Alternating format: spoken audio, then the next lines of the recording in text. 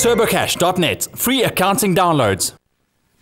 That's right, Ewan, because all too often when it comes to computer software, the first obstacle to overcome is the high purchase price of some of the programs, because the norm is that if you want the best, you must pay top dollar for it. But that's not always the case. But it's at this point where some people revert to piracy and acquiring legal copies of software. And this, of course, is not a prudent measure for individuals or businesses because it could lead to legal repercussions. But there are other alternatives that are above board, and Mr. Wayne Flint, as usual, is here to give us some advice on these. Good morning, Wayne. Morning. I was asking you just now if you're getting used to the powdering and the makeup, and you're still not. It's been, come on, man. Tough. You should be liking it by now. Slowly, but maybe, no, not.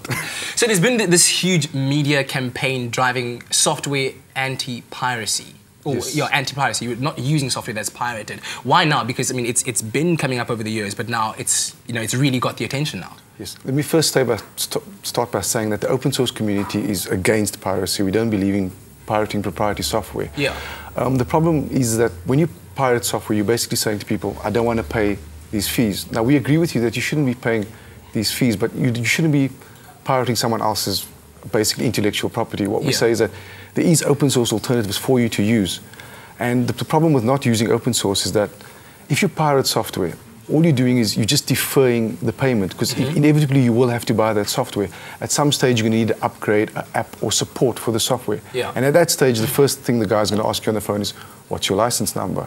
So all you're doing is you're just deferring the actual payment. Yeah. You're not actually getting away from it. So the only way to avoid it is by switching to open source immediately before you start using a pirated package. But what we spoke about earlier on is that the implications are also a lot more extreme than that, because as you involve other people in your business, they also get implicated in this as well, and they get dragged into this black pool, if you will. Yes, that's right. If you're using a certain data format from a proprietary package and you send that via an email to someone else, he needs to communicate with you. So you start just implicating everyone else in the problem. So before you know it, you're involving your whole community in your piracy. Yeah. So like we say, rather stick with the open source and then rather sort of promote that than promote piracy. Yeah, and I know that, I mean, like at universities and stuff, students might be, using pirated copies of software just to run their operating systems and whatnot. But if you could maybe just explain what the real implications of that are on the economy, just so that they can also understand. Well, like I said, the first thing you have to understand is that piracy always leads to a sale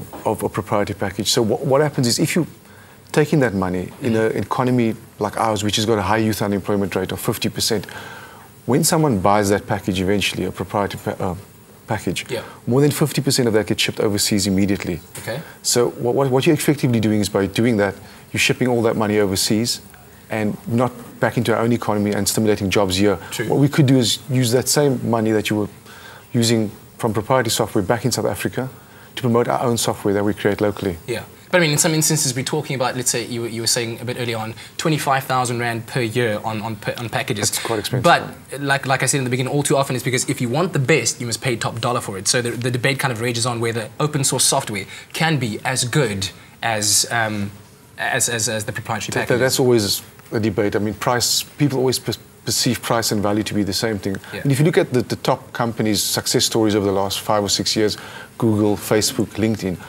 all those companies were started on open source principles. Okay. Well, they started using open source farm servers instead of proprietary servers. What that allowed them to do was to grow their business and grow their products without looking behind their shoulders all the time, saying who they have to pay license fees to. If it wasn't for those open source projects, we wouldn't have free software, free Google searches and things like that. Those are all based on open source ideas. Yeah. And then typically, so if I'm looking for an open source package for a specific purpose, where do I find it? How do I go about finding it? Well, let's take Google, for example. We're talking about Google. You would just say open source. If you're looking for an accounting, open source accounting, TurboCASH would come up. If you're looking for a 3D home design, you type open source 3D home design and something would come up.